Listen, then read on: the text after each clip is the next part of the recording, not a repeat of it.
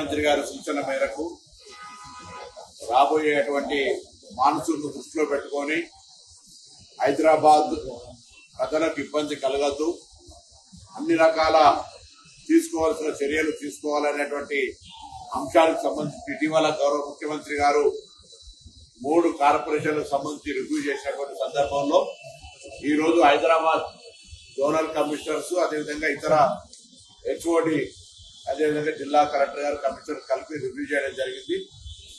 రాబోయే వర్షాకాలానికి సంబంధించి ముందస్తుగా తీసుకోవాల్సినటువంటి సిల్ట్ క్లియరెన్స్ కు సంబంధించి ఇష్యూ కావచ్చు, లేకపోతే ఏదైతే వాటర్ లాగింగ్ సెంటర్స్ ఉన్నాయో అక్కడ ఉండేటువంటి పరిస్థితిని మరొకసారి అంచనా వేస్తూ వాటికి తీసుకోవాల్సిన చర్యలు కావచ్చు, దాని తదుపరి మాన్సూన్ లో ఏదైనా సీరియస్ ఇష్యూ జరిగినప్పుడు ఏ విధంగా ఇమీడియట్ రియాక్షన్ కావాలి, అటెండ్ కావాలి అనేటువంటి అంశాలతో పాటుగా మనం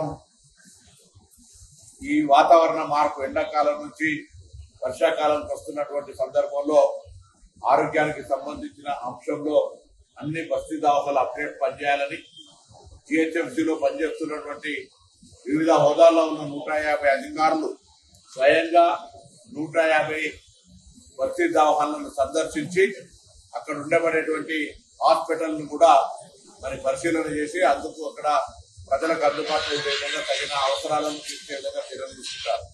దాంతో పాటుగా ఈ రోజు హైదరాబాద్ లో ఇన్ని వర్షాలు పడుతున్నప్పుడు వర్షం నీటి వృధా అవుతోంది. ప్రత్యేకించి ఒక డ్రైవ్ చేసి అబోవ్ 500 గానీ దానిపైన ఉన్నటువంటి బిల్డప్ ఏరియా లేదా అపార్ట్మెంట్స్ లో తప్పకుండా 2016 నుంచి చట్టంలో ఉంది వాటర్ హార్వెస్టింగ్ కిట్ అనేది మ్యాండేటరీ.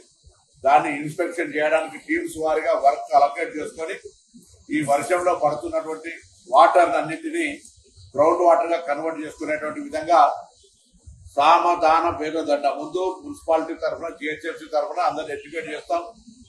మ్యాండేటరీగా వాళ్ళకు దీని యొక్క ఇంపాక్ట్ ను మనం వాళ్ళకు ఎడ్యుకేట్ చేసే ప్రయత్నం చేస్తాం.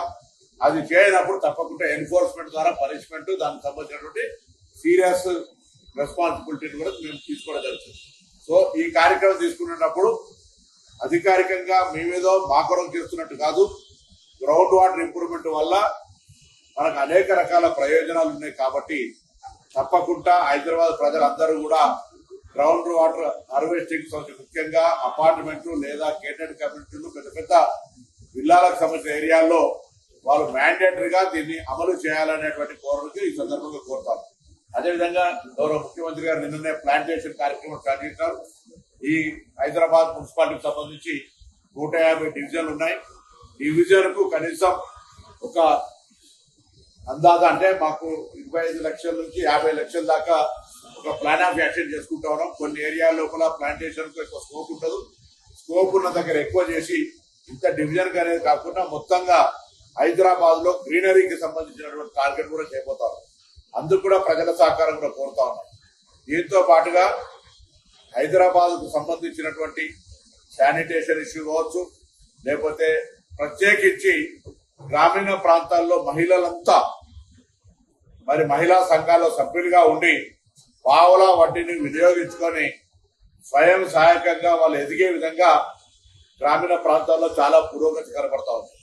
హైదరాబాద్ లో మహిళా సంఘాలకు సంబంధించినటువంటి సంఖ్య చాలా తక్కువగా ఉంది.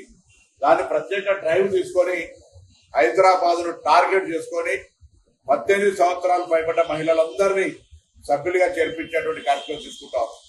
తీసుకోవడమే కాక వాళ్ళకు అవసరమైన శిక్షణలు సెట్విన్ ద్వారా కానీ ఇతరత్ర ఇచ్చి బ్యాంకింగ్ తోటి కోఆర్డినేట్ చేసి సెల్ఫ్ ఎంప్లాయ్మెంట్ కింద వాళ్ళకు లోన్లు ఇప్పించి వడ్డీ లేని రుణాల కింద ఇవ్వడంతో పాటుగా ఆర్టీసీ బస్సులు అర్బన్ మహిళా సంఘాలకు ఇచ్చే విధంగా ఎవరైతే ఇప్పటికే ఆపరేషనల్ కొంత స్టార్ ర్యాంకింగ్ తోటి వాళ్ళు బ్యాంకింగ్ టైప్ తోటి రెగ్యులర్ పేమెంట్ ఉన్నటువంటి ఎలిజిబిలిటీ ఉన్నదో వాళ్ళకు కూడా ఆర్టీసీ బస్సులు ఇవ్వడానికి నిర్ణయం చేస్తా ఉన్నాం.